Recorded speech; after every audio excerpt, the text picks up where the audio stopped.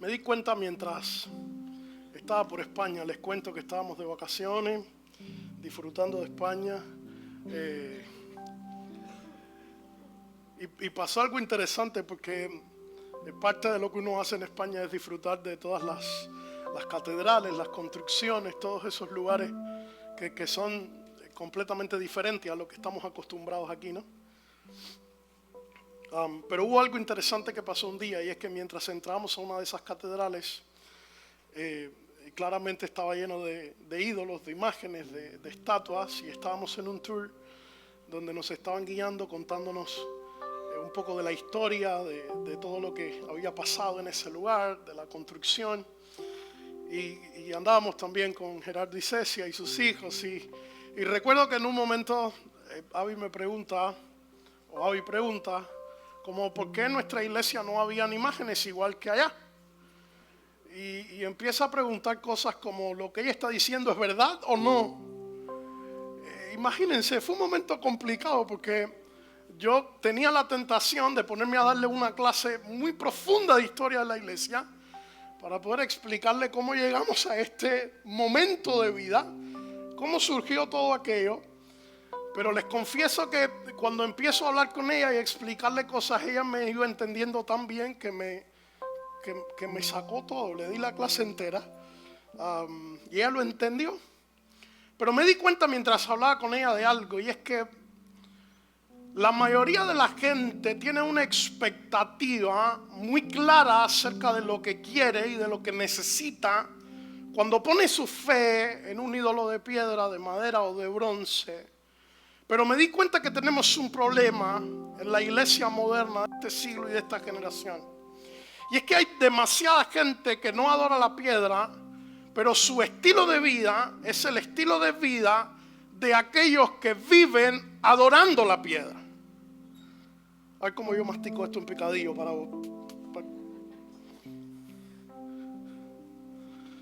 La gente que vive su vida adorando la piedra, la madera, el metal, que dice el salmista en un montón de textos, que ellos tienen ojos pero no ven, oídos pero no oyen, bocas pero no hablan, manos pero no palpan, pies pero no caminan. Viven una vida vacía. Porque la madera es madera, los ídolos son ídolos. Y no pueden producir lo que la persona del Espíritu de Dios puede producir en medio de un alma que le necesita. Así que todos aquellos que hemos creído en el Señor, que hemos amado al Señor, que hemos vivido para Él, hemos experimentado esa transformación, esa regeneración. Hemos experimentado la obra del Espíritu de Dios en nuestro interior. Pero me di cuenta, mientras respondía a las preguntas de Abby, que hay demasiada gente que no adora la piedra, pero está tan vacía como si adorara la piedra. Me di cuenta que hay gente que no se postra delante de un pedazo de madera, de metal y de bronce, pero su alma está tan vacía y seca como si eso fuera lo que realmente adorara.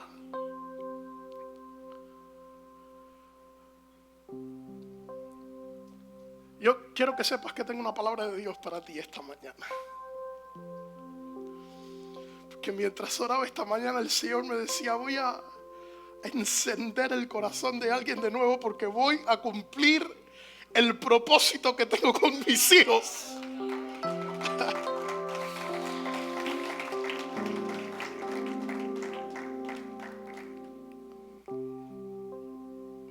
Es que a veces no nos damos cuenta porque las crisis nos pasan por delante, las circunstancias nos pasan por delante, los problemas nos agolpan de tal forma que no nos damos cuenta. Cuando nuestros oídos empiezan a ver algo diferente, nuestros oídos empiezan a escuchar algo diferente, y como consecuencia empezamos a hablar algo diferente. Quiero que entiendas que alguien que no adora es alguien que está seco adentro. Así que la respuesta no tiene que ver con cambiar lo que habla, tiene que ver con cambiar lo que está poniendo adentro de su interior. La Escritura dice, Jesús dijo, de su interior es que van a correr ríos de agua viva. Lo que contamina al hombre no es lo que entra, es lo que se acuerda.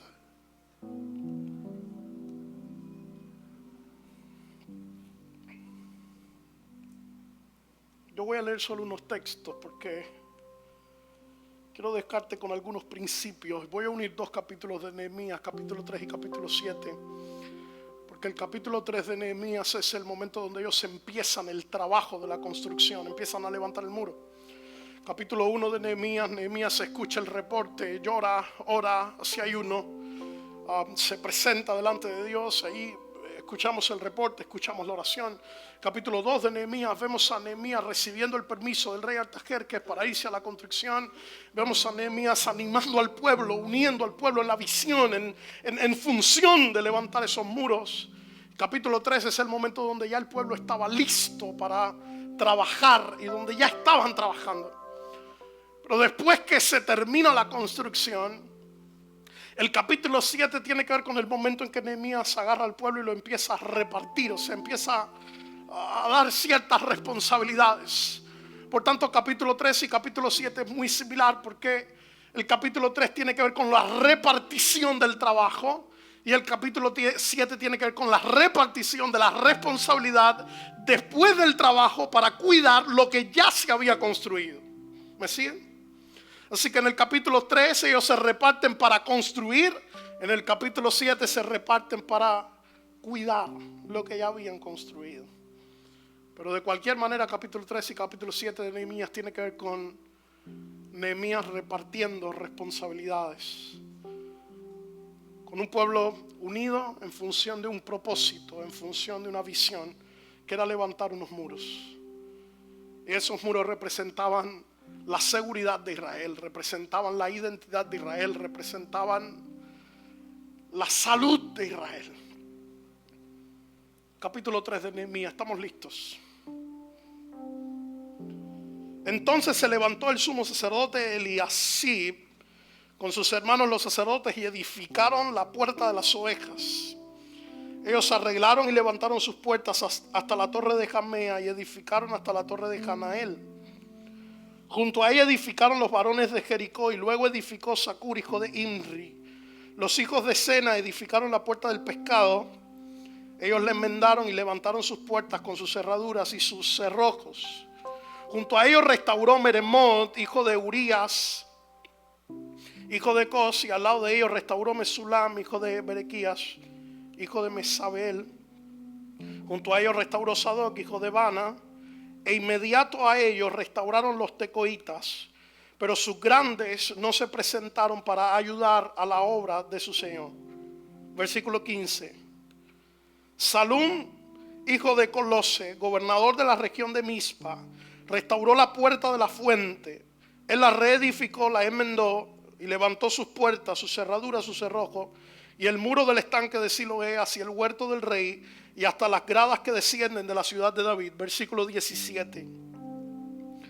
Tras él restauraron los levitas, Rehum, hijo de Bani, y junto a él restauró Hasabías, gobernador de la mitad de la región de Keila por su región. Muy bien. La razón por la que estoy leyendo estos textos así un poco regados es porque quiero que notes algo interesante. Y es que yo encuentro en Nehemías capítulo 3 por lo menos 5 tipos diferentes de personas que se unieron en función de la reconstrucción. 5 tipos de personas diferentes que tenían 5 tipos de responsabilidades, 5 tipos de trabajo, 5 tipos de talentos, 5 tipos de dones, 5 tipos de capacidad. Eran gente completamente diferente, no hacían lo mismo, no estaban en el mismo lugar, no se dedicaban a la misma cosa, eran personas completamente diferentes, pero que se unieron en medio de este propósito de la reconstrucción y de levantar los muros de Jerusalén. Yo no voy a entrar en todos los detalles de lo que significa cada uno de los nombres y de las puertas, de los puentes y de las ovejas y del pescado y de tantas cosas, porque me tomaría demasiado tiempo que no tengo y no es mi prioridad en esta mañana. Pero quiero que entiendas que versículo 1 encuentro que está hablando acerca de los sacerdotes. Versículo 12 está hablando de los varones. Versículo 13 está hablando de los hijos. Versículo 15 está hablando de los gobernadores. Versículo 17 está hablando de los levitas. 5 tipos diferentes de personas.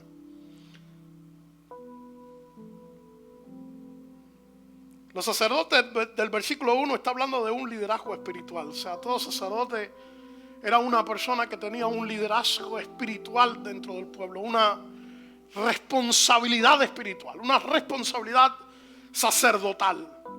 Era la persona que era el intermediario entre Dios y el pueblo. Lo he dicho en otras ocasiones, en el antiguo pacto, antiguo testamento, habían dos maneras en las que Dios y el pueblo se comunicaban. Una manera de Dios hacia el pueblo y del pueblo hacia Dios.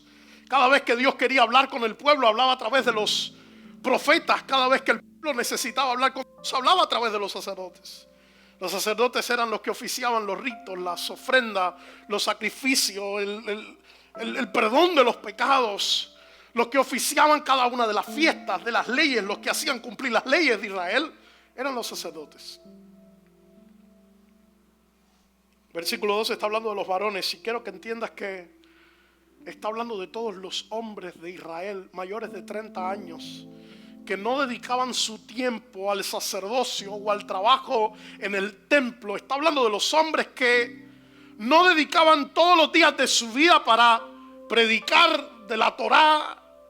Eran los hombres que trabajaban con las manos en el campo, en la construcción, en el trabajo, en cualquier tipo de oficio. Está hablando de gente que igual sabía de la ley, igual sabía de la Torá, porque los hombres tenían una responsabilidad muy fuerte en casa. Hicieran el trabajo que hicieran, trabajaran lo que sea que trabajaran, eran ellos los que tenían la responsabilidad de enseñar la Torá a sus hijos hasta que ellos crecían. Y los más avanzados eran entregados a los sacerdotes para seguir estudiando.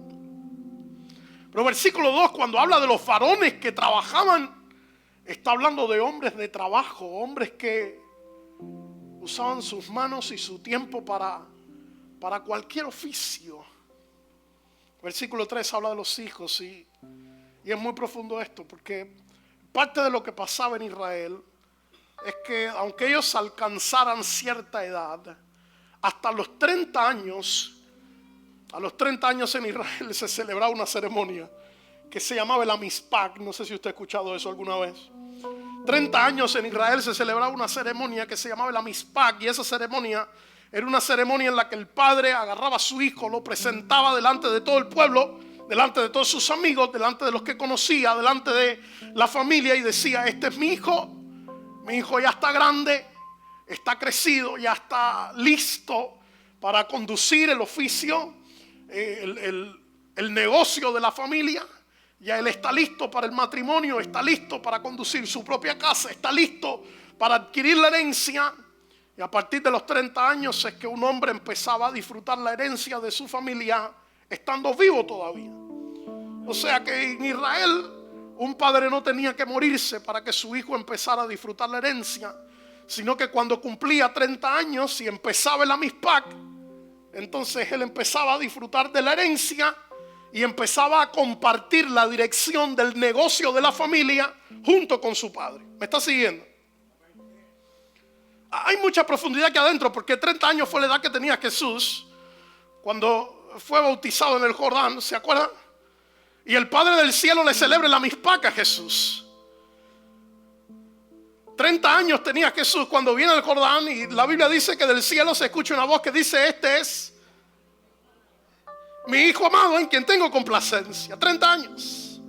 Cuando Dios le celebra el Amispag a Jesús y lo presenta delante del mundo, dice: escúchenlo, síganlo, este es mi hijo. Pero cuando la Biblia habla, Nehemías habla en el versículo 3 acerca de los hijos, versículo 3, versículo 4 y un montón de textos, usted va a encontrar que habla de los hijos. Se refiere a todos esos muchachos que todavía no habían alcanzado esa edad, que todavía no tenían la herencia, que todavía no dirigían el negocio de la familia, que todavía no habían aprendido todo lo que tenían que aprender, no tenían toda la madurez que necesitaban, no tenían toda la preparación que necesitaban. Pero dice la Escritura que aún los hijos, los que no estaban completamente listos, los que no lo tenían todo, los que no tenían herencia, y si no tenían herencia no tenían todos los recursos, si no tenían herencia no tenían todo el dinero, si no tenían herencia no tenían todo lo que necesitaban para construir ellos su propia vida. ¿Me sigue lo que estoy hablando? Así que dice Nehemías, la Escritura está hablando acerca de un hombre que era sacerdote, que se dedicaba completamente al Señor. Habla de hombres que eran varones, o sea, gente de trabajo, gente de oficio, gente que usaba sus manos. Habla de hijos. no estaba completamente capacitada, no había completado el entrenamiento, no tenía todo lo que necesitaban, no tenían toda la herencia, no tenían todo el dinero. Pero Dios estaba contando con esa gente también. Yo no sé si eso le da esperanza a alguien aquí hoy, porque eso habla de gente que no tiene todo lo que necesita, que no sabe todo lo que necesita, que no entiende todo lo que necesita, pero tiene el corazón listo para que Dios le pueda usar independientemente de todo lo demás.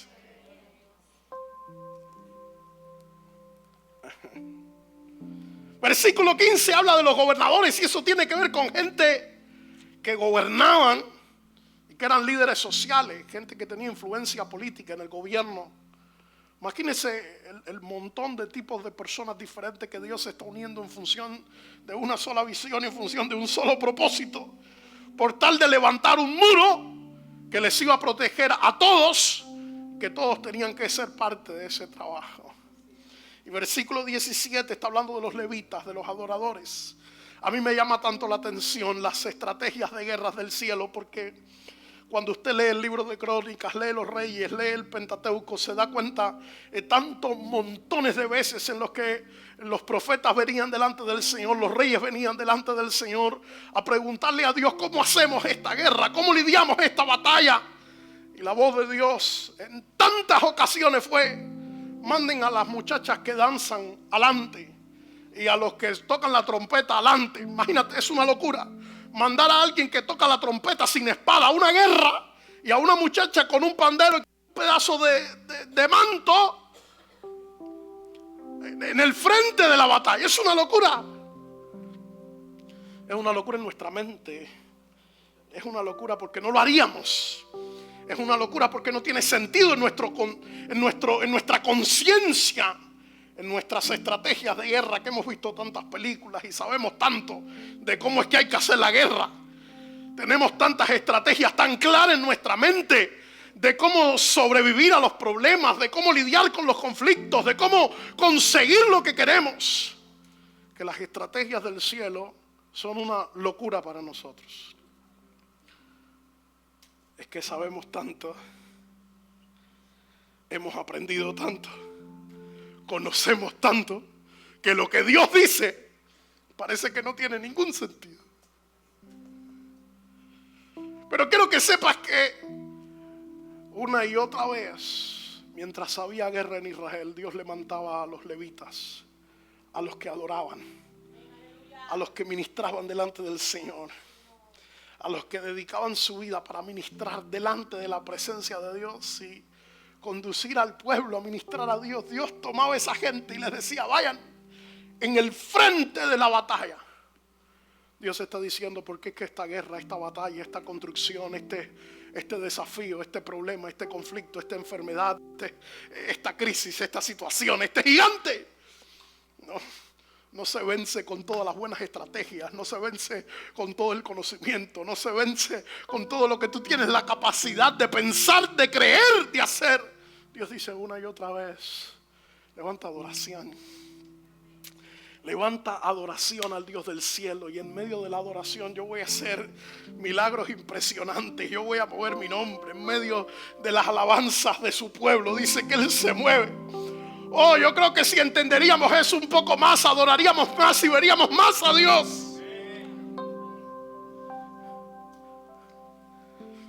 Escucharíamos su voz más si le viéramos a Él obrar de una manera impresionante. Pero sabemos tanto que adoramos poco. Conocemos tanto que le adoramos muy poco y le buscamos muy poco. Por tanto no le vemos tanto. Oh, perdóneme, se lo digo con todo el amor de mi corazón. Recíbamelo, por favor. Sabemos tanto, conocemos tanto, entendemos tanto, que dedicamos tan poco tiempo a orar y a estar con Él y a adorarle y a levantar su nombre, que cuando Él viene a obrar ya nosotros estropeamos todo lo que Dios iba a hacer. Nos metimos en el camino para hacer lo que entendimos que había que hacer, y Dios se quedó como: no me dejaron obrar. 5 tipos de personas diferentes que Dios agarró y unió, y esto tiene que ver con una sola cosa, tiene que ver con propósito. ¿Sabes qué está diciendo Dios aquí? ¿Sabes qué es lo que está pasando con Nehemías? Dios está diciendo: absolutamente toda esta gente los que trabajan en el templo, los que cantan y adoran, los que trabajan con sus manos, los que todavía no tienen todo el entrenamiento. Todos son importantes, todos son necesarios, todos son valiosos. A todos los he llamado, a todos los tengo en mi casa. Para todos hay una parte del muro en la que tienen que trabajar y construir. Todos. ¿Sabes qué pasa? Ustedes me van a recibir esto con cariño, por favor, con respeto, con amor. ¿Sabes qué pasa? Que en los días que estamos viviendo tenemos muros con demasiados huecos. Tenemos muros con demasiadas grietas. ¿Viste que hay una escritura que habla de eso? Pararnos en la brecha. ¿Sabes qué es la brecha? La brecha eran los pedazos del muro que en alguna batalla habían sido permeados. Se había hecho un hueco, se había hecho un hueco.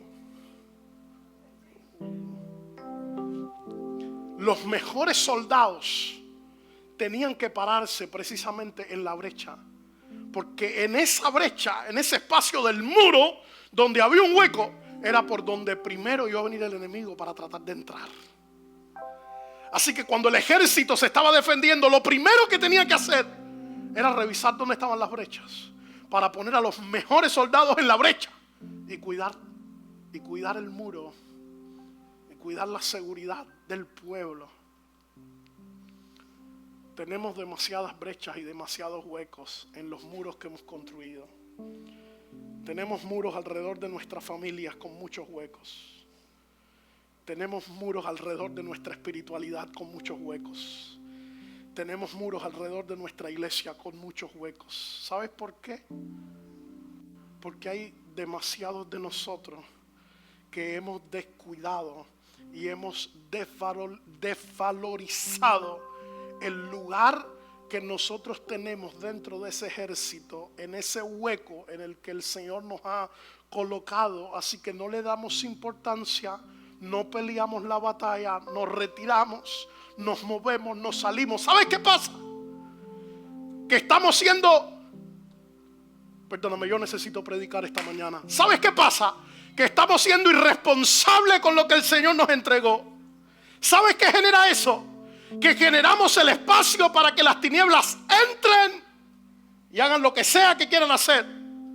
Por eso es que tenemos tanta gente que no adoran la piedra, pero viven el estilo de vida de los que adoran la piedra. ¿Me explico?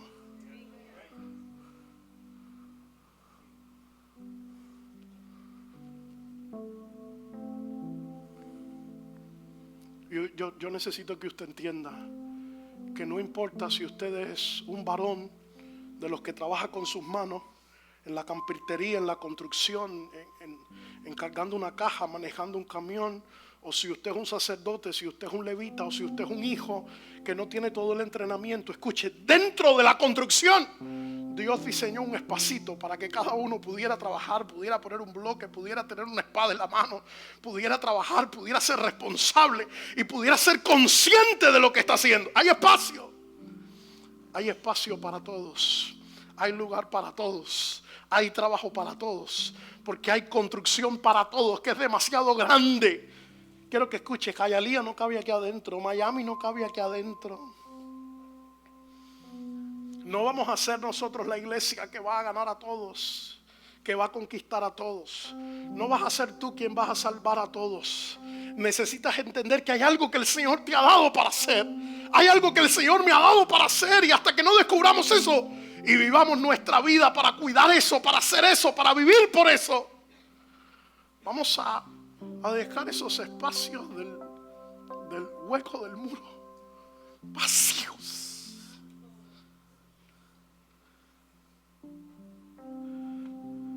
El Espíritu de Dios va a despertar a alguien aquí hoy.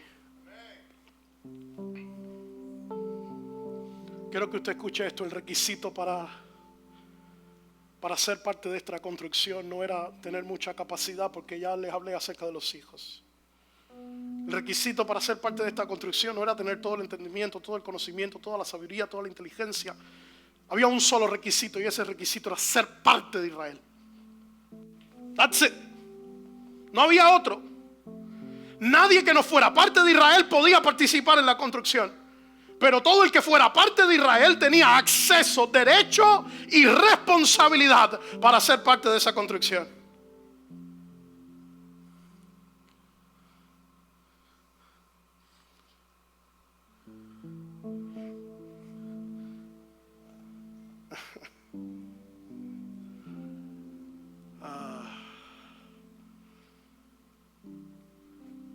Alguien que no era parte de los que Dios había elegido, redimido y amado, no tenía derecho para ser parte de esa construcción, porque era santo. Tenía que ver con el pueblo de Dios, con el reino de Dios, con el propósito de Dios, con la gloria de Dios revelada. Pero era una irresponsabilidad que alguien fuera parte del pueblo de Israel y que no tomara la espada cuando los enemigos venían, y que no tomara el ladrillo cuando estábamos construyendo, y que no se parara en la brecha cuando había batalla. Entienda que era una irresponsabilidad al derecho de ser parte de Israel. ¿Entiende eso?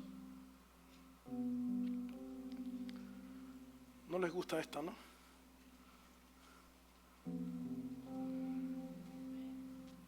Porque el hecho de que Él murió en la cruz del Calvario por mí, el hecho de que Él derramó hasta la última gota de su sangre por mí. Oh no, yo soy la persona más imperfecta, más incapaz, con más defectos del mundo, que me equivoco y cometo 150,000 errores por día. Sí, todo eso es completamente cierto, todo eso es completamente verdadero. No tengo ningún problema con asumir eso.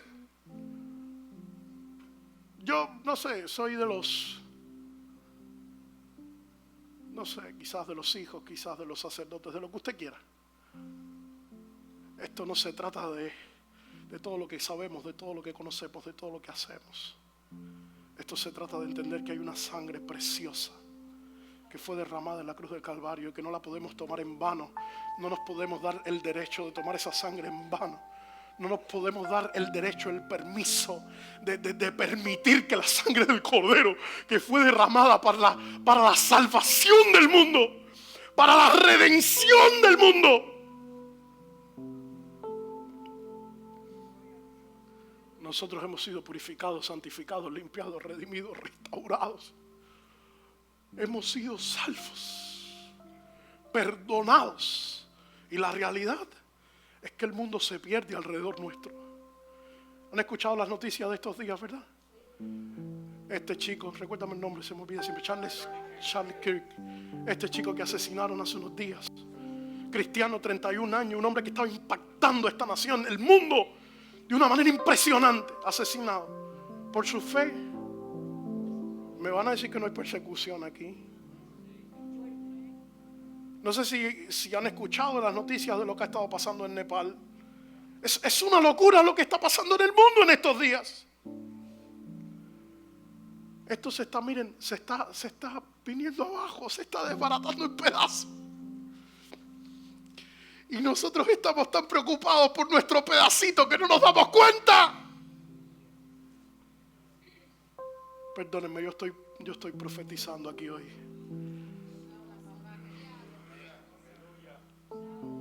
Estamos tan preocupados por nuestro pedacito, por nuestro dolor, por lo que me hicieron, por lo que yo siento, por lo que quiero, por lo que me gusta, por lo que no me gusta. Estamos tan preocupados por nuestro pedacito que no nos estamos dando cuenta que hay brechas que están abiertas, hay huecos que están abiertos, los enemigos están viniendo, las tinieblas están desplegadas por el territorio del mundo entero, como león rugiente buscando qué devorar, y nosotros aquí entretenidos. Hay un mundo entero que se está perdiendo, hay almas que se están yendo al infierno, hay gente que está sin Dios. Y yo necesito decirle a la iglesia esta mañana, hay un muro que construir, hay una tarea que cumplir, hay una brecha que tapar, hay una espada que tomar, hay una boca que usar, hay almas a las que predicarle, hay gente a las que salvar. La gente se está muriendo y se está yendo al infierno, en la cárcel, en la droga, los hombres, las mujeres en la prostitución, los niños en adopción, la gente matando niños. El mundo se nos está viniendo abajo. Y escúcheme, usted y yo tenemos el único mensaje de vida, de salvación, que cambia, que salva, que transforma, que liberta, que restaura, que cambia la humanidad. Pero estamos demasiado preocupados por un montón de cosas. ¿Esto sabes de qué se trata? Se trata de propósito. Propósito. El Dios del cielo es un Dios de propósito. Él no obra por casualidad. Él no obra al azar. Tú no viniste a la tierra simplemente porque te tocó, tus padres se divirtieron una noche o se emborracharon o ocurrió un accidente medio feo por ahí. No estás en este lugar porque tocaba, era domingo. Escúchame, el Señor quiere hablar a su pueblo esta mañana.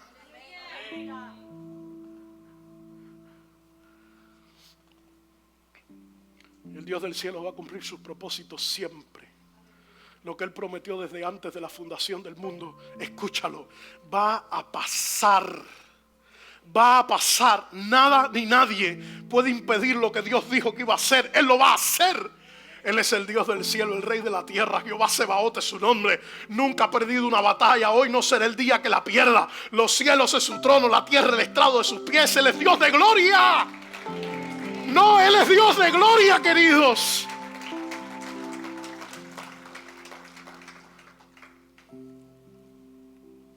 Versículo 5, capítulo 3 de Nehemías, dice la palabra: inmediato a ellos restauraron los tecoitas, pero sus grandes no se prestaron para ayudar a la obra de su Señor. Yo no puedo, de verdad que no puedo entrar en todo lo que esto significa, pero los tecoitas es el gentilicio que se usaba para una gente que vivían en un pueblo que se llamaba Tecoa. Tecoa es una ciudad que estaba al sur de Jerusalén, en el territorio de Judá. O sea, pertenecía a Jerusalén, pertenecía a Israel, pero estaba distante de la construcción. Tenían que caminar bastante esta gente. El tema es que los tecoitas empezaron a construir, pero dice que los grandes no se sumaron a esa construcción. Quiero que entiendas que los grandes no está hablando de los ancianos, de las personas mayores. Los grandes está hablando de los nobles, de los líderes, de los gobernantes, de los dirigentes. Esos son los grandes. Es lo que significa esa palabra en el original. Lo que eso está diciendo es que esa gente no se unieron por dos razones. Es la palabra que usa. El término implica que ellos se negaron a participar por dos cosas. Número uno, por orgullo. Y número dos, porque no se querían someter a Nehemías. Dos cosas. Todas las personas del pueblo de Tecoa, todos los hombres jóvenes, ellos caminaron el camino, recorrieron el camino y vinieron y se unieron a la construcción. Pero todos los grandes, los nobles, los dirigentes, tenían su corazón lleno de estas dos cosas: de orgullo y de lo que significa no someterse, que se llama rebeldía. Permítame decirlo, por favor. Te voy a decir qué pasa, porque no quiero que esto suene como un pastor pidiéndole a la iglesia que se someta a él, porque no es eso lo que estoy diciendo. Sometimiento tiene que ver con una actitud del corazón. Tiene que ver con humildad, con humillar el corazón. Y esto no es un problema de la iglesia. Esto es un problema de la humanidad. Porque es un problema del pecado. Porque es un problema de la caída. Porque ese fue el pecado de Satanás.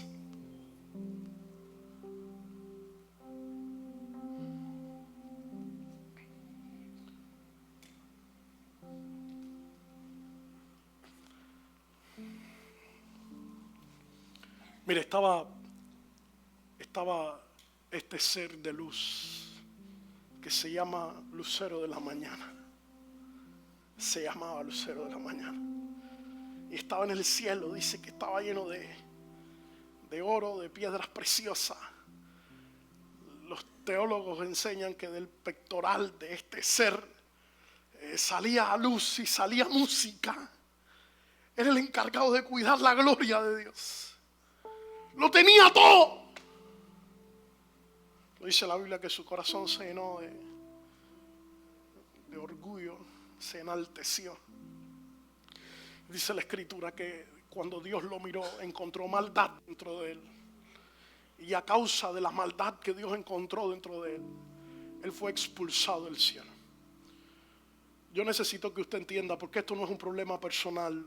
Esto no tiene que ver conmigo como pastor. Este es el problema de la humanidad caída, viviendo la vida de los que adoran a la piedra sin adorar a la piedra.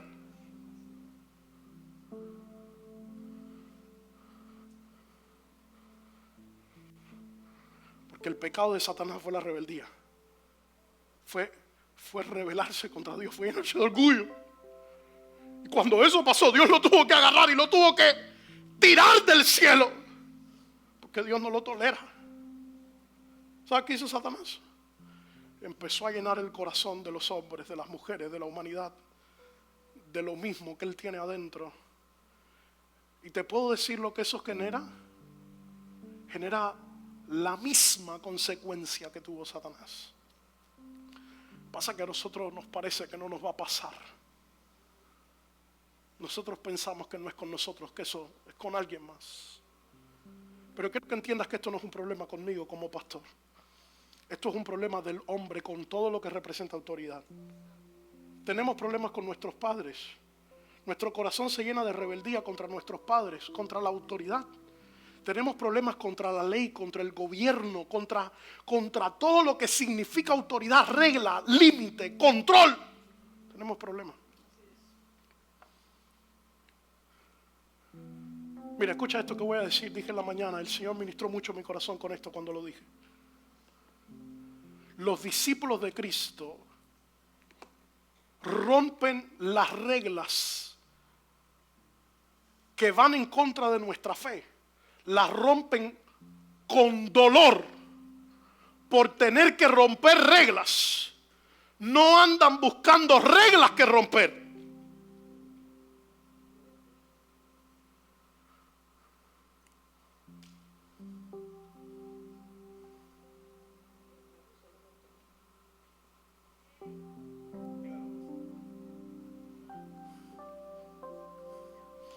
Porque en los días de hoy, lo que está pasando es que la mayoría de nosotros andamos buscando por todos lados todas las reglas que podamos saltarnos, brincarnos, rompernos. Porque lo que aprendimos es que el fin. Entonces da igual lo que yo tenga que hacer para lograrlo. El tema es que lo logre. Y a eso le llamamos bendición de Dios. A lo que hemos logrado, a lo que hemos alcanzado, con suciedad, con trampa, con sangre, con mentira. Escúchame, no te creas eso más, porque la bendición de Dios es la que enriquece y no añade tristeza.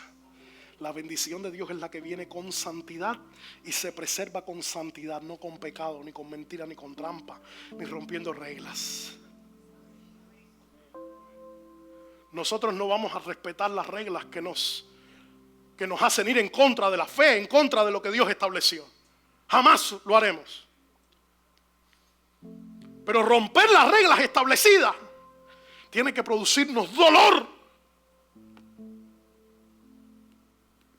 No deberíamos andar nosotros buscando reglas todo el tiempo que romper. ¿Qué puedo hacer por tal de lograr lo que yo quiero? Ese pecado de los atajos. Ese es el pecado de la rebeldía. Porque esta gente no se podía someter y porque su corazón estaba lleno de orgullo, ellos se quedaron afuera de la construcción. Ellos no hicieron lo que tenían que hacer. Ellos no cumplieron el propósito. ¿Había propósito para ellos? Escuche, sí había. Dios quería que ellos fueran parte, sí, Dios quería. Pero el corazón de ellos se les llenó de lo que estaba lleno Satanás.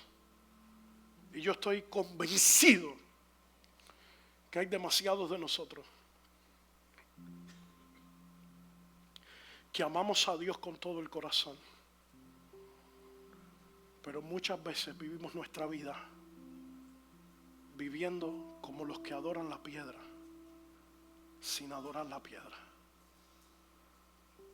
Quiero que entiendas que mantener nuestro corazón lleno de orgullo, de rebeldía y de no sometimiento, eso es vivir como viven los que adoran la piedra.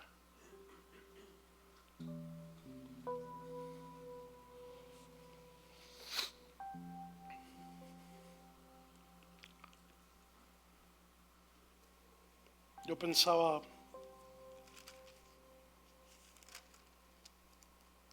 en mi hija, por ejemplo, niña de 2 años, que no hay una sola instrucción que tú le des que ella no reaccione a esa instrucción, porque lo tiene incorporado. Yo soy consciente que mientras ella crezca, cada instrucción que reciba, no mía, de cualquier autoridad, cada instrucción que reciba, eso que tiene adentro le va a brincar. ¿Quieres que te diga algo? Que esa es la realidad de todos nosotros. Que toda instrucción que recibimos, eso que tenemos adentro, nos brinca. Nos brinca. Y eso que brinca se llama rebeldía y se llama pecado. Y no hay manera de cumplir el propósito de Dios. No hay manera de que Dios sea engrandecido, exaltado. No hay manera. Escucha, gente puede ser salva porque la Escritura dice que algunos predicaron por orgullo, por vanagloria, por exaltar a Cristo, por mentira, por lo que sea, pero Cristo era predicado. Gente puede ser salva y Dios puede hacer cosas impresionantes por amor a los perdidos. Pero que el reino de Dios sea establecido, que el panín de Dios sea revelado, que la gloria de Dios sea manifestada. Perdóname, pero eso no se consigue de esa manera. Dios está llamando a una generación que aprenda a humillar el corazón, a caminar el camino de Isaías. ¿Sabes cuál es el camino de Isaías? Dijo el profeta: este es un camino de santidad y ningún inmundo pasará por él. Pero el que camine por este camino, por torpe que sea, no se extraviará. Para que el propósito de Dios sea cumplido, los sueños de Dios sean revelados, la gloria de Dios sea manifestada. Dios está llamando a una generación que humille el corazón, que suelte el orgullo, que se rinda delante de Él, que se someta, que camine el proceso. Es doloroso, escúchame, ya te lo digo de antemano, es doloroso, es difícil, es complicado, pero aún la Biblia dice que Jesús aprendió obediencia. ¿Sabes por qué? ¿Alguien se sabe ese texto? Dice que Jesús aprendió obediencia por lo que padeció. Jesús. Necesitamos entender que hay propósito de Dios dentro de ese padecimiento, dentro de esa espera, dentro de esa humillación, dentro de eso que no entiendo, dentro de eso que me molesta. Hay propósito de Dios ahí adentro. ¿Y sabes qué? Escuchaba la voz de Dios esta mañana, que hay demasiada gente que no ha logrado completar ese propósito y vivir de acuerdo a lo que Dios dijo. ¿Sabes por qué? Porque no lograron completar ese proceso. No. Se lo esquipearon, lo brincaron,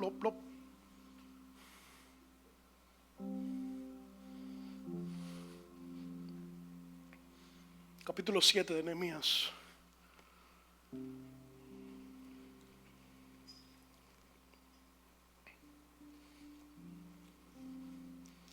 Me están recibiendo algo, por favor, con amor. Capítulo 7 de Nehemías, versículo 1.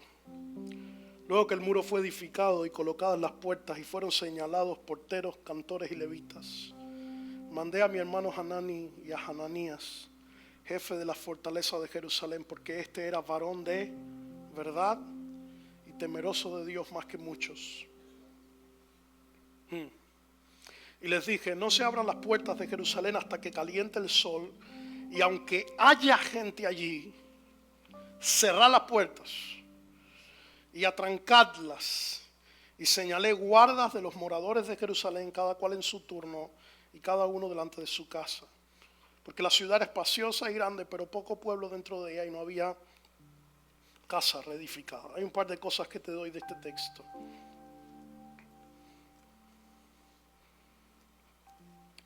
Lo primero que encuentro es que los requisitos que Nehemías usó para poner dirigentes. Recuerda que te dije que el capítulo 3 fue la repartición para comenzar a construir. O sea, fue el momento donde ellos se pusieron de acuerdo, cada uno iba a construir qué, dónde, en qué espacio. Termina la construcción y el capítulo 7 de Nehemías, entonces es el momento donde después que la construcción se acaba, entonces ahora reparten dirigentes, líderes, gobernadores para cuidar toda esa construcción, cuidar todo ese pueblo y organizar la estructura del pueblo. ¿Okay? Así que me llama la atención cuando leo Nehemías capítulo 7, versículo 2 y encuentro que dice la Biblia que los requisitos que Nehemías usó para establecer estos dirigentes fueron dos cosas. Nehemías dijo porque ellos eran hombres de verdad y porque eran hombres temerosos de Dios. Escúchalo de nuevo, por favor. Los requisitos para la dirección de Israel, para cuidar al pueblo, para dirigir todo lo que iba a pasar ahí adentro, solo eran dos. Solo eran dos. Eran hombres de verdad y eran temerosos de Dios.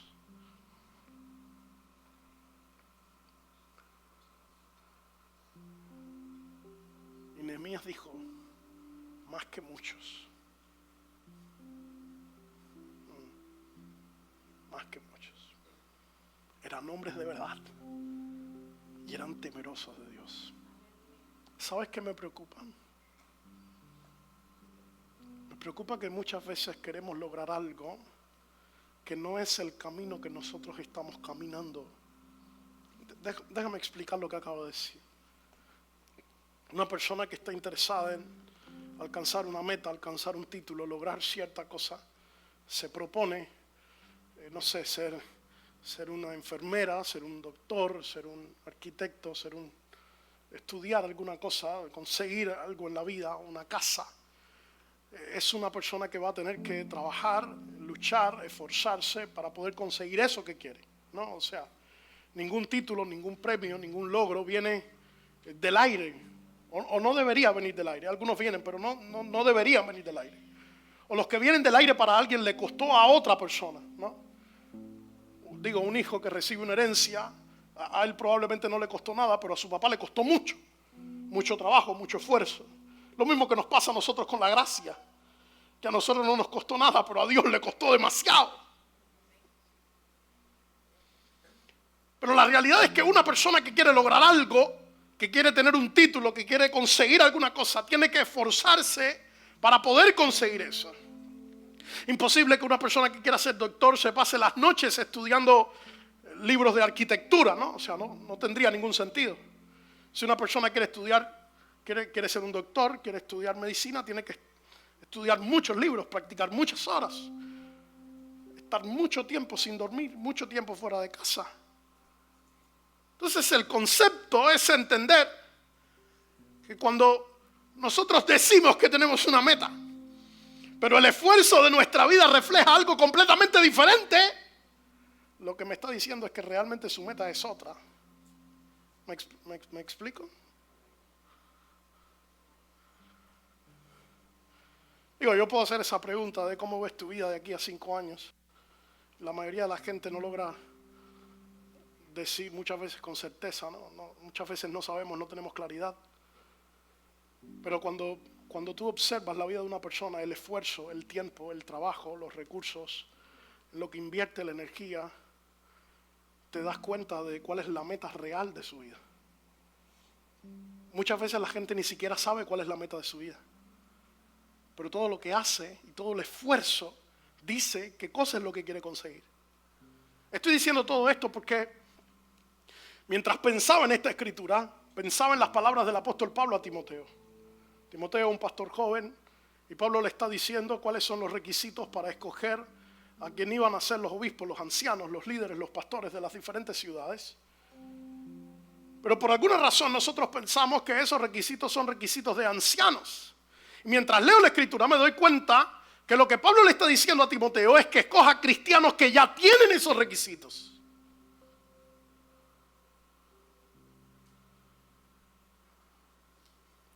O sea que esos no son los requisitos de los ancianos, son los requisitos de los cristianos. Escuche por favor. Pablo no está tratando de dar una lista para líderes. Pablo está diciendo cómo debería ser la vida de los creyentes. de los discípulos de Cristo, de los que siguen a Jesús. Y Pablo le está diciendo a Timoteo, asegúrate que la gente que agarres para hacer lo que hay que hacer, tengan todos esos requisitos. ¿Me siguen lo que estoy hablando? ¿Me explico? Hay dos requisitos que da Nehemías. Son gente de verdad y son gente temerosa de Dios. Yo sé que en los días que nosotros estamos viviendo, si yo preguntara cuántos de nosotros amaríamos dedicarnos al ministerio completamente, cuántos de nosotros amaríamos pastorear una congregación, plantar una iglesia, irnos de misiones a un lugar, probablemente no hay muchas manos porque soñamos con muchas cosas, no soñamos tanto con eso. Pero quiero que sepas que vivir la vida de un discípulo de Cristo, vivir la vida para amar a Dios, para servir a Dios, para predicar el evangelio, para cumplir los propósitos de Dios en medio de las naciones de la tierra, implica gente que viva una vida de verdad y una vida de temor a Dios. Y eso es serio. Les dije, no se abran las puertas de Jerusalén hasta que caliente el sol, y aunque haya gente allí, cerrar las puertas, atrancarlas, y señalé guarda de los moradores de Jerusalén, cada cual en su turno y cada uno delante de su casa. Quiero que escuches esto. Lo que hizo Nehemías fue una cosa impactante, porque lo que hizo Nehemías fue trabajar con el carácter para entonces establecer orden. Lo que hizo Nehemías fue trabajar con el carácter para poder establecer orden, porque usted no puede establecer orden sin carácter.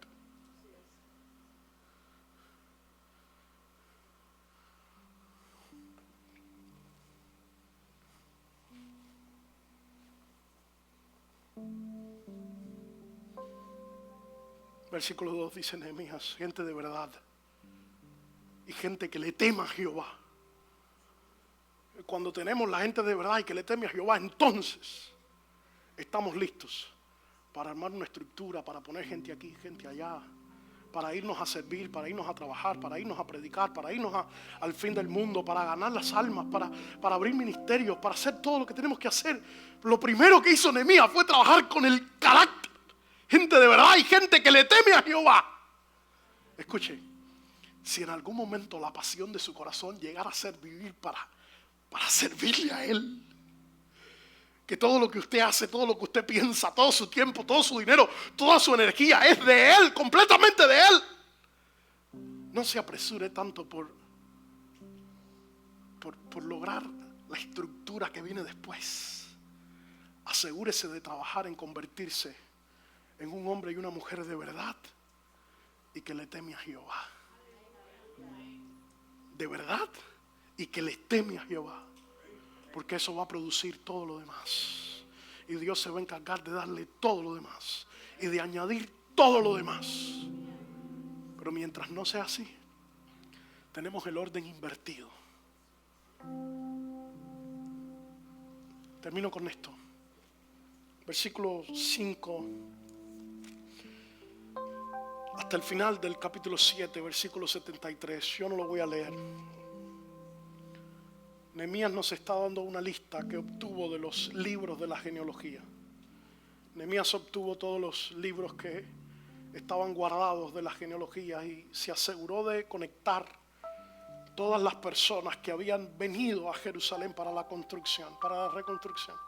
Él se aseguró de conectar a esa gente con la historia de esa genealogía.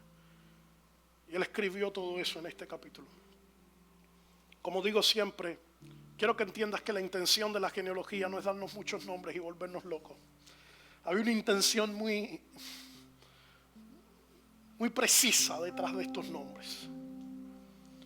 Lo primero que está tratando de hacer es demostrarnos quiénes son la gente con las que Dios se manifestó, con las que Dios se reveló, mostrarnos la historia de lo que Dios hizo desde muchos años antes. Hablar de genealogía es hablar de historia, es hablar de tradiciones, es hablar de gloria de Dios, es hablar de milagros de Dios, es hablar de transformación, es pensar de dónde vienes, de dónde vienen tus padres, de dónde vienen tus abuelos, de dónde vienen tus ancestros, de dónde viene lo que está detrás de ti, cómo Dios interrumpió en algún momento de esa historia y transformó, restauró, salvó, liberó, y ahora hay una nueva historia de ti en lo adelante. La segunda cosa que pasa con la genealogía es cómo Dios restaura la identidad de esta gente. Yo lamento mucho, no voy a tener el tiempo que necesito para hablar de esto. Yo voy a predicar de esto en otro momento porque creo que Dios quiere hablarnos muy fuertes como iglesias acerca de esto. Tiene que ver con identidad, tiene que ver con lo que nosotros somos en Dios, con quiénes somos nosotros en Él. Porque hay un principio en la Escritura y es que la identidad es lo que antecede al propósito, nunca al revés. Hay demasiada gente fracasando en el ministerio. Quiero que escuchen muy bien lo que voy a decir. Demasiada gente que no está logrando cumplir el propósito de Dios, haciendo y saliéndole todo mal. ¿Sabes por qué? Porque está caminando en un propósito sobre una identidad frágil, no sustentada en el lugar correcto. Déjame demostrarte lo que te estoy hablando. Primera de Pedro, capítulo 2, versículo 9. ¿Alguien se sabe ese texto? Dice el apóstol Pedro: mas vosotros sois linaje, venga, ayúdeme, linaje escogido, real sacerdocio, nación santa, pueblo adquirido. Para. ¿Lo ve? ¿Lo ve? ¿Lo ve? Pedro le está diciendo: ustedes son linaje escogido, real sacerdocio, nación santa, pueblo adquirido. Para. Quiero que escuche, porque tenemos un problema.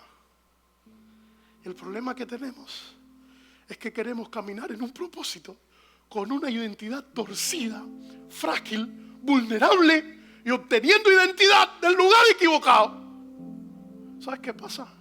Que el propósito se derrumba porque el propósito se sustenta sobre una identidad transformada y saludable.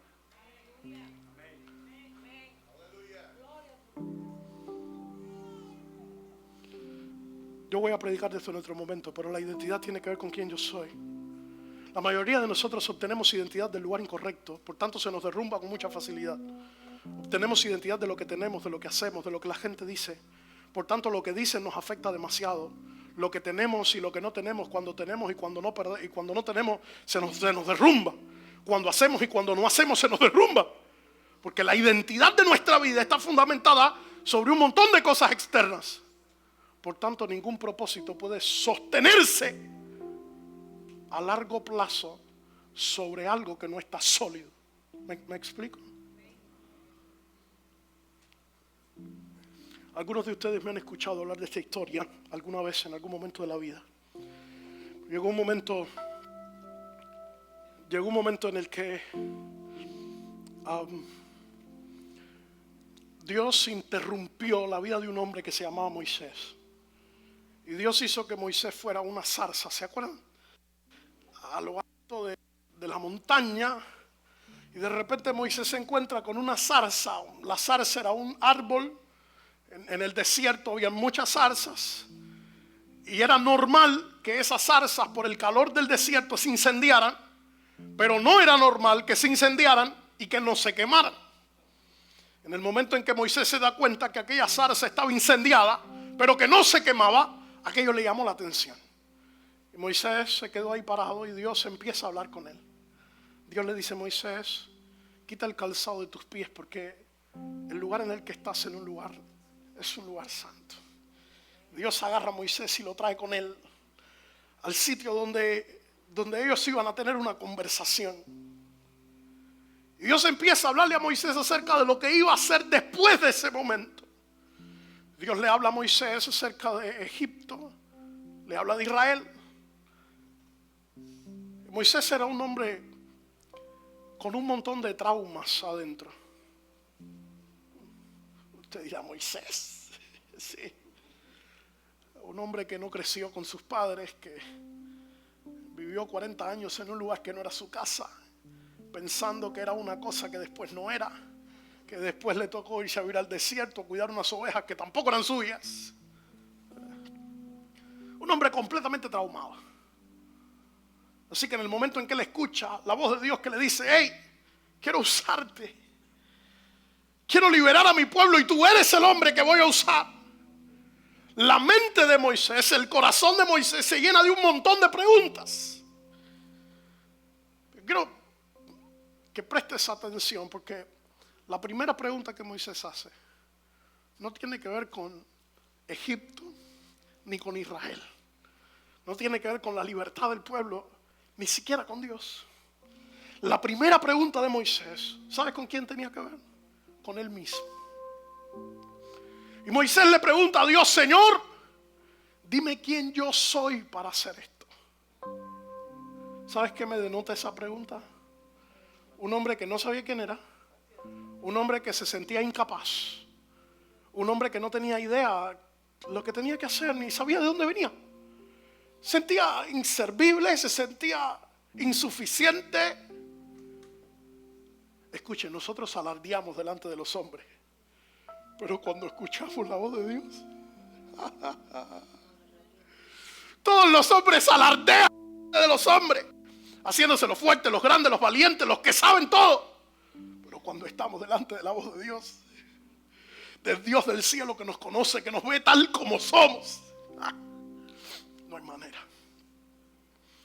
Moisés le pregunta al Señor y le dice: Señor, ¿quién soy yo para hacer esto? Dios le responde una respuesta que no respondió a su pregunta. Porque la respuesta de Dios a Moisés fue Dios diciéndole: Moisés, yo voy a estar contigo. Moisés estaba preguntando desde su incapacidad y Dios estaba respondiendo desde su poder. Moisés estaba preguntando desde la tierra y Dios estaba respondiendo desde el cielo. Porque sus caminos no son nuestros caminos, sus pensamientos no son nuestros pensamientos. Porque Moisés estaba preguntando desde su historia, desde sus traumas, desde su dolor, desde su pasado. Y Dios estaba respondiendo desde la eternidad, desde lo que él veía, desde el cielo, desde el futuro, desde lo que él había puesto dentro de Moisés. Así que Moisés pregunta: Señor, dime quién yo soy para hacer esto. Y Dios le dice: mi hijo, yo voy a estar contigo. Quiero que entiendas la profundidad que tienen estas palabras, porque esto fue tan fuerte, tan profundo, marcó tanto la vida de Moisés. Pasó algún tiempo en el que llegó un momento donde Israel se había rebelado contra Dios. Israel estaba lejos de Dios. Moisés viene delante del Señor a pedir gracia, misericordia, perdón. Y Dios le dice: mi hijo, te voy a conceder todo lo que me pediste. Todo lo que yo te dije que iba a hacer, yo lo voy a hacer. Todas las promesas que yo te prometí las voy a cumplir. Te entrego la tierra, te entrego Canaán, te entrego los animales, te entrego el oro, te entrego la grandeza, te lo entrego todo. Pero Dios le dice: pero yo no voy a ir contigo. Te voy a mandar un ángel, te voy a mandar mi ángel, pero yo contigo no voy a ir. Quiero que lo entiendas. A Moisés le afectó tanto lo que pasó en este lugar. Para Moisés fue tan profundo, porque a partir de aquí la vida de Moisés cambió completamente. Porque antes de este momento, la identidad de Moisés tenía que ver con lo que había vivido, con el abandono, con las crisis, con los traumas, con los dolores, con la historia, con el pasado. En este momento de encuentro, escucha, fue un encuentro con Dios. Y la identidad de Moisés cambió por completo. Oh, alabado sea el nombre del Señor. Alabado sea el nombre del Señor. Fue un encuentro con Dios. Y la identidad de Moisés cambió por completo. La identidad de Moisés, a partir de ahora, no era lo que tenía, no era lo que hacía, no era lo que había vivido. Era Dios. Fue tan fuerte para Moisés que llegó el momento en el que Dios le dice: mi hijo, te lo doy todo. Te doy la tierra, te doy Canaán, te doy la gloria, te doy el oro, te doy la riqueza, te doy los animales, te lo doy todo, pero yo no voy. Que Moisés le dijo: Señor, ¿alguien se acuerda de eso? Señor, si tu presencia no va conmigo, no me saques de aquí. Oh, alabado sea el nombre del Señor. Ah,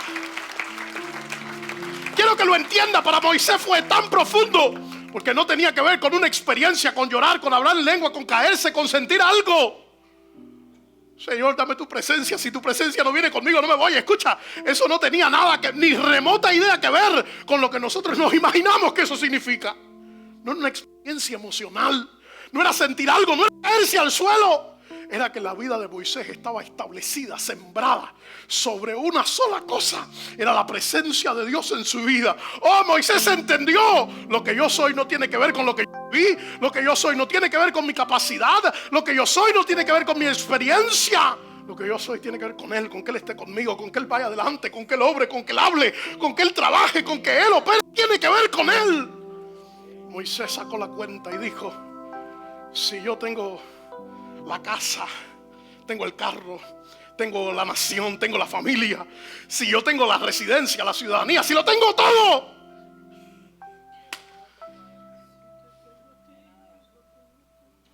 Moisés dijo: Señor, ¿de qué me vale la salud?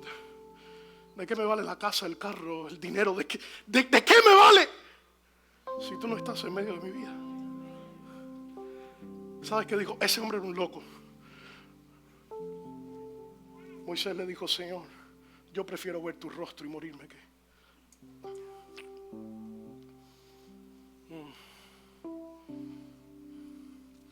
Sabes que tenemos un problema. Permíteme decírtelo con todo amor y con todo respeto, pero tenemos un problema. Y estoy hablando esta mañana como profeta de Dios, así que aguántenme. Tenemos un problema. Y el problema que tenemos es que nosotros hemos invertido nuestros amores. ¿Sabes por qué? Porque nuestra identidad está completamente desbaratada. Como obtenemos identidad del lugar incorrecto, y nuestra identidad viene de lo que tenemos, de lo que hacemos, de lo que nos dicen, entonces eso es mucho más importante que Dios para nosotros. Así que cuando llega el momento de la negociación, donde Dios dice: te lo doy, te lo doy, lo quieres, te lo doy. ¿Quieres el momento? Te lo doy. ¿Quieres la casa? Te la doy. ¿Quieres te lo doy? ¿Lo quieres? Te lo doy. Pero de esa manera yo no voy a estar. ¿Sabes qué pasa? Que como nuestra identidad viene de todo eso es más importante que Él.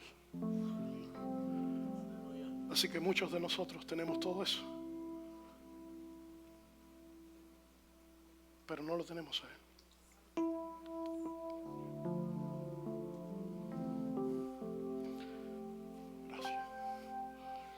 Y le habla Pedro a la iglesia, le dice: ustedes son un linaje escogido, un real sacerdocio, una nación santa, un pueblo que fue adquirido. Y Pedro establece la identidad del pueblo. Dice: lo que ustedes son es lo que Dios dice que ustedes son, no lo que han escuchado, no lo que han vivido, no dejan de tener, no lo que hacen, no dejan de hacer. Es lo que Dios ha dicho desde antes de la fundación del mundo. Porque un pueblo con una identidad sana es un pueblo que camina sano en el propósito de Dios. Es un pueblo que no deja huecos en la brecha. Es un pueblo que camina a construir con la espada en la mano, con el ladrillo en la otra. Es un pueblo que va a ver a Dios. ¿Me explico? Si tratamos de invertir el orden,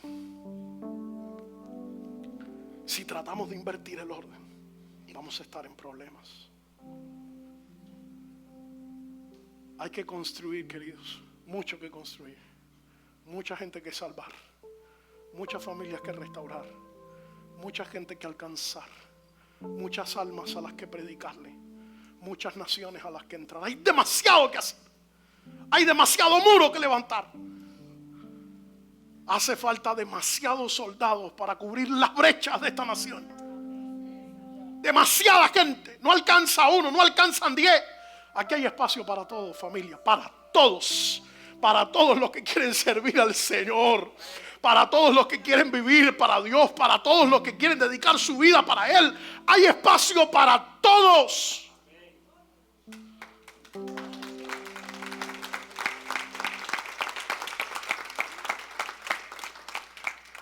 Lo único que necesitamos son gente con una identidad saludable para pararnos en la brecha y no mirar atrás, reconstruir el muro y hacer lo que Dios nos ha pedido que hagamos. Ponte sobre tus pies conmigo, por favor.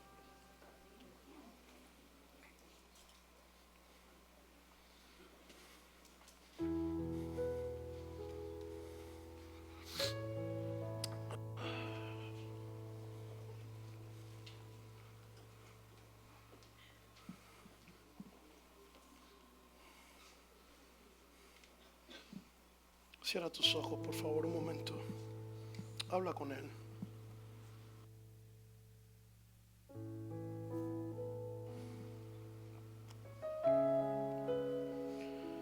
Yo no sé si tú sientes esta mañana que se te ha ido la pasión, se te ha ido el fuego, el anhelo, el deseo. No sé si sientes que quizás eres uno de esos varones que trabajan con las manos y te parece que no es suficiente o importante tu trabajo, tu rol, tu tarea dentro de este cuerpo. No sé si quizás eres uno de aquellos que piensa que ya Dios terminó contigo y que no va a hacer nada más.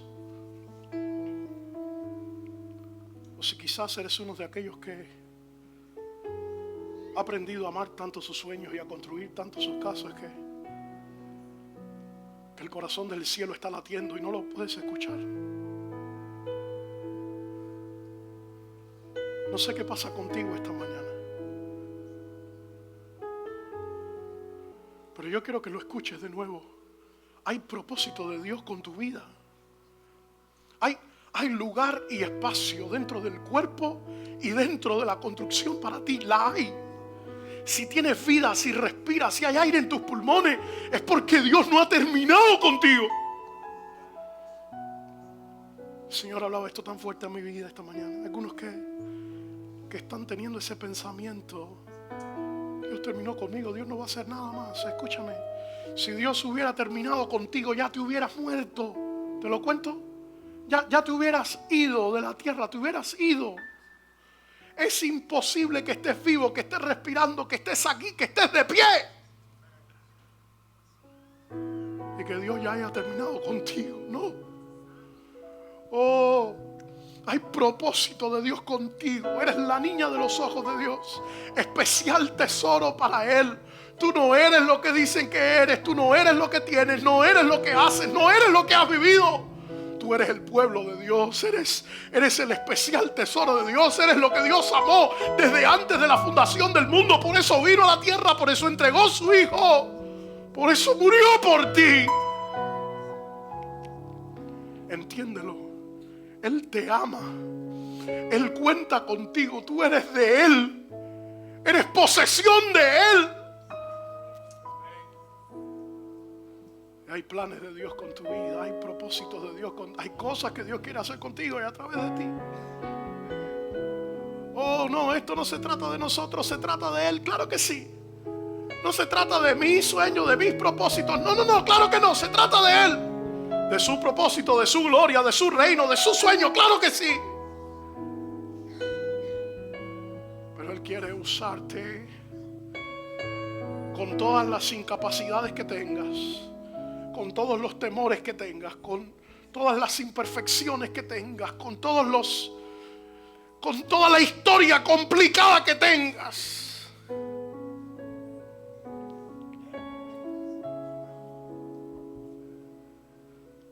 Porque Él no ha terminado. Porque Él no llega antes ni después, Él llega justo a tiempo. Escúchalo, Él llega justo a tiempo. No antes, no después, justo a tiempo. Levanta tus manos, por favor, vamos. El Espíritu del Señor quiere ministrar tu corazón por unos segundos. Levanta tus manos, Él se está moviendo por todo este lugar. Oh, su presencia se está moviendo por todo este lugar. Gracias, Espíritu Santo.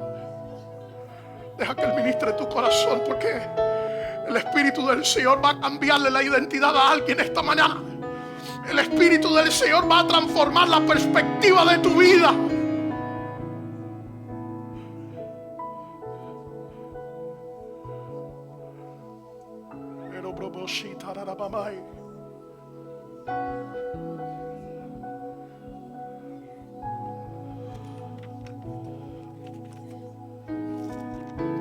Abre tu corazón a Él. Vamos, un momento más. Un momento más. Él no ha terminado. Él no ha terminado. Quiero que lo escuches de nuevo. Él va a ir por encima de tu historia. Va a ir por encima de tus pecados. Hay algunos de ustedes que han dicho: ya yo pequé tanto, defraudé tanto al Señor, lo hice mal tantas veces, Él no puede contar conmigo. Escúchame. Hoy el Dios del cielo abre una nueva temporada, una nueva oportunidad, un nuevo día, un nuevo momento, un nuevo despertar. Y Él va a usar tu vida, tus errores, tus flaquencias, tu historia. La va a usar para glorificar su nombre. Solamente necesitas gente de verdad y que le tema a Jehová. Eso es lo que hace falta ahora. Gente de verdad y que le tema a Jehová. Vamos, levanta tus manos, adórale a Él por un momento, habla con Él por un momento. El Espíritu del Señor está llamando a alguien esta mañana. Él está llamando a alguien. Él está tocando el corazón de alguien una vez más, tocando tu puerta una vez más, diciéndote: no he terminado, quiero usarte, quiero hacerlo, es contigo, te estoy llamando. Hay gente que salvar, hay gente que predicar, hay gente que restaurar, hay gente que liberar, hay voz de Dios que hablar, hay muchas cosas que hacer, hay mundo que salvar. Vamos, el Espíritu de Dios se está moviendo aquí, está tocando el corazón de alguien, está llamando a alguien, le está hablando a alguien.